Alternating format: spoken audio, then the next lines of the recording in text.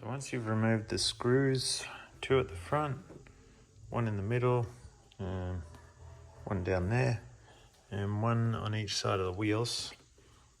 It's just pretty squeezy. It's quite squeezy to get those out.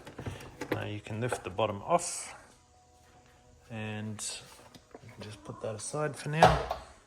So right on, well, this is underneath, but right here we have the pump.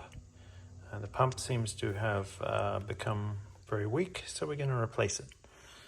Right, so first of all we're going to cut these 2, because these are not reusable clamps. This is the replacement pump I got off AliExpress. Feels like it's good quality. So we'll whack it on there now. There's the old one. There we go, it's fitted. Little 7 to 9 mil size clamps. Screwed on nice and snug. She's wired up.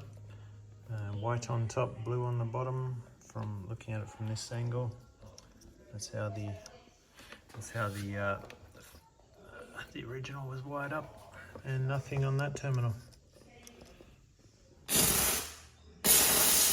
Super good steam pressure again. That's what it was. The water pump.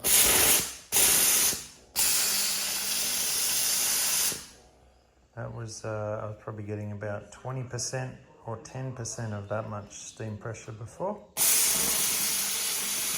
Fantastic.